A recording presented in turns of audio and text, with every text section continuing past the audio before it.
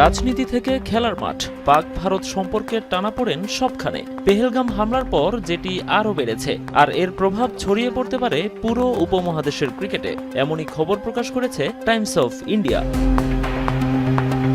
ভারতীয় গণমাধ্যমটির দাবি, আগস্টে আসন্ন বাংলাদেশ সফর বাতিল করতে পারে ভারতীয় ক্রিকেট বোর্ড। নাম প্রকাশে অনিচ্ছুক এক কর্মকর্তার বরাতে তারা জানিয়েছে, আইসিসি ক্যালেন্ডারে থাকলেও বর্তমান পরিস্থিতির কারণে শেষ পর্যন্ত সিরিজটি বাতিল হতে পারে। আগস্টে 3টি ওয়ানডে ও 3টি টি-20 ম্যাচ খেলতে বাংলাদেশে আসার কথা ভারতের। প্রথমবার ক্রিকেটের সংক্ষিপ্ত সংস্করণে সিরিজ খেলতে বাংলাদেশে পা রাখার কথা ভারতীয়দের। তবে পাক ভারত চলমান পরিস্থিতি তাতে অনিশ্চয়তা যোগ করল। যদিও বিসিবি বলছে এ ধরনের কোনো পরিস্থিতি তৈরি হয়নি। নাম প্রকাশে অনিচ্ছুক বিসিবির এক কর্মকর্তা জানিয়েছেন, 15 দিন আগে ভারত সূচি চূড়ান্ত করেছে, এখন পর্যন্ত আমরা সেভাবেই প্রস্তুতি নিচ্ছি।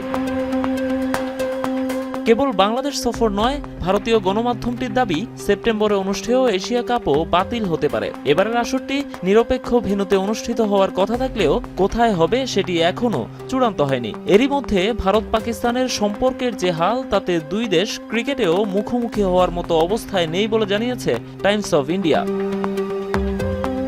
বৈশ্বিক আসর ছাড়া এমনিতেই প্রতিবেশী দুই দেশের খেলা হয় না। প্রায় 1.5 দশক ধরে বন্ধ দ্বিপাক্ষিক সিরিজ। এবার মেগা ইভেন্টেও দুই দলের মুখোমুখি হওয়ার সম্ভাবনা কমে গেল।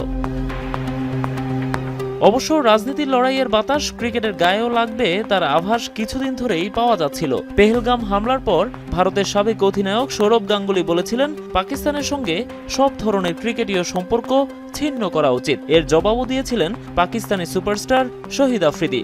বলেন, ভারতীয় ক্রিকেটাররা ও গণমাধ্যমগুলো অশিক্ষিতের মতো আচরণ করছে। নোমান আব্দুল্লাহ, এখন।